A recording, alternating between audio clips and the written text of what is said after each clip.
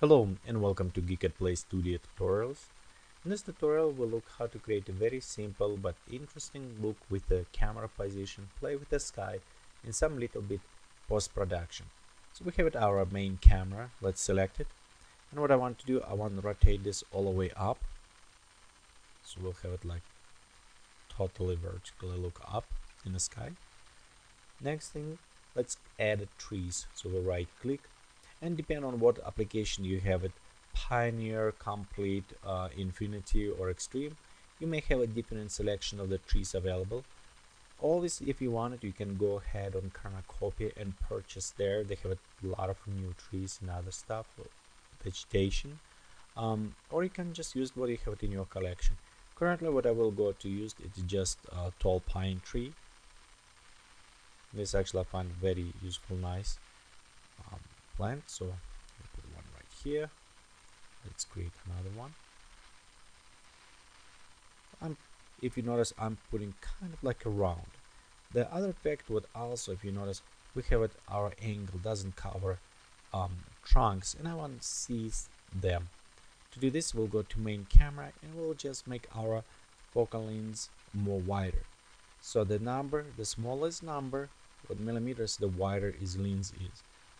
The telephoto, if we go otherwise, and actually telephoto is very useful if we're going to do maybe close up on the ends and we want very short depth of field, that will be nice to use, but in this case I want to just have it wider look.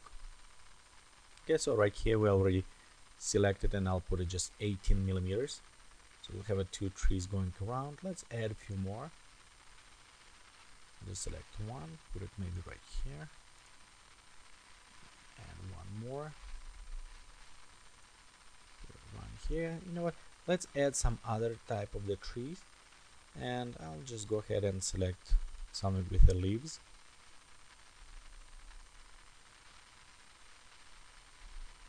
Yeah, let's finish it slowly. I'll put one more right here, and I just try to like even slightly putting around maybe a little bit on this corner.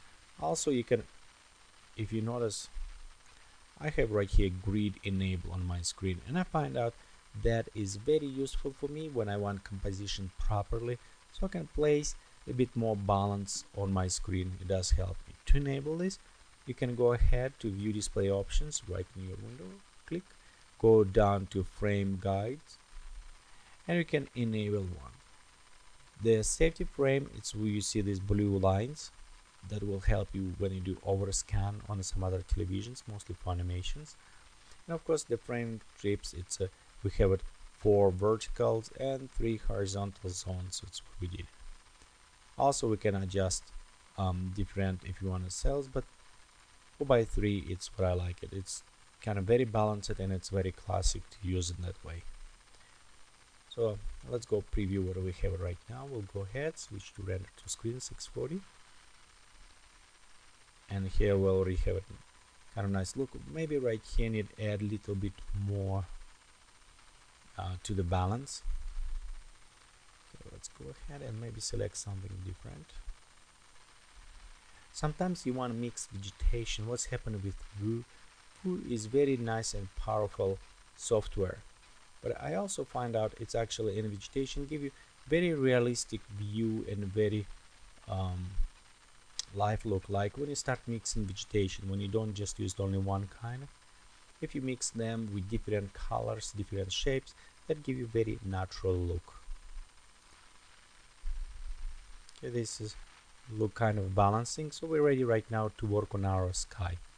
And as a sky, I was using the physical default atmosphere, and next what we're going to do is just modify clouds so we can work with them to add more kind of look interesting spice to the sky, some interesting pictures to that. Okay, so let's start to work on atmospheres. We'll go ahead, go to atmosphere editor. We'll go ahead add the clouds, and one you can select any one. I'll just use a thick strata canvas clouds for the base. And one of the interesting things when you start working with the clouds, it reminds me sometimes as a kaleidoscope.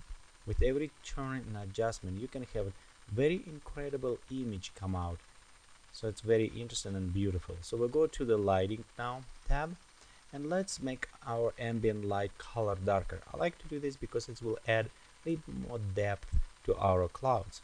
So we'll go ahead, edit color, and we'll go to more grayish kind of darkish blue color. You already can see on a preview it does add more depth to our density to our clouds, so we have a little bit harder shape. Let's go to the clouds now tab, and I want to put it down to maybe 100 meters below. Let's adjust a little bit on the cover, and cover, it's up to you what you like it. I like to keep it so we have it just slightly blue sky looking through the clouds, so let's give it a little bit more pictures. Also maybe increase in opacity, increase on sharpness. Sharpness will provide us with more details, however it may create some problems, so it's need to be balanced. Okay, we also pop up on the feathers and detail amount. The shadow density I want to reduce. I want my trees to be a little bit lighter, and if we're going all the way more to the ambient, you can see we have it darker. So let's just have a nice balance, about 30% on this. Okay, our sky will put it down on a decay. I want a more bluish kind of look. I don't want a yellow look in this, and we'll just leave it everything else except the quality boost. We will have a grainy color clouds if we don't increase quality boost, but for the preview I want to leave it right now on none, or even you can reduce even more, and when we start going to render will pop up probably all the way up to 3 or even 4 for the better quality. Okay, let's go take our sun and adjust just a little bit, so we'll have a little bit greener look on the trees. Okay, I'll render to screen. Let's render. So here is our image kind of finishing render, but you can already see how we have a very nice shape on the clouds, and with the quality increasing they pop up even better. But I want to reduce a bit more. I want to see a little bit more blue sky there. We have a nice lighting going right here from the position of the sun. So let's go ahead, atmosphere editor. We'll go to the clouds and just even more reduce on the sky. Maybe make sky a bit even darker, so not so blue kind of. Okay, until here I think this is ready for our final render. So let's pop up quality up to 3. Remember again, this will increase quite a bit time for your render, so be careful when you use that. Ready here, we'll go to final. Let's go to 640 and click render now. I'll pause the tutorial and we'll come back when render is finished. Okay, so here we have it, our final image. You can notice we still have a grain right here in the sky. To reduce this grain we need to increase actual quality even more. Also maybe just reduce some lighting to give it more shape to our clouds. But for this tutorial I want to leave it like this, so we can go to post-production. I can show you how we can do the motion blur. Okay, so let's go ahead and save this image. Okay, we go ahead and save as a falling sky.jpg. Okay, I'll have it maximum quality. Click OK. Also, you can save your scenery. It's always good way to do it. So let's go ahead and save it.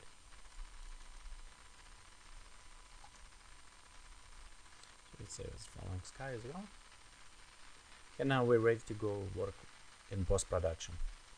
Okay, so we're here in Photoshop. This is a CS4, but it can work in any other one Photoshop, and actually also in the GIMP or other applications. All what we need to do right now is going to the filters, go to the blur, and we'll select radial blur. So right here also let's click on a zoom, and we'll have the best quality. And what I want to do, I want to just decrease, make about only 6. So by default it will do from the center of our image. Let's click OK, and you notice how right here we already add very nice motion blur. The other way is also to control this. Let's go ahead, Control Z to undo this for now. We can go ahead, Control A to select all, Control C, Control V, copy paste, and we can go ahead and have a filter and just radial blur applied to this. and switch mode to the overlay. That will give it a little bit more kind of burning look, and just reduce a little bit size, about maybe 44, a bit less. That one will give you a little bit better control on some blurring right in areas. Let's give it a little bit nicer effect, and I'll give it sharper image look on the clouds. Okay, so this is it's ready. Now we can go ahead, save it, and this is a faster way to do this interesting, unique look. And thank you for watching this tutorial from Geekatplay Studio. Please come visit us on the web is www.geekatplay.com.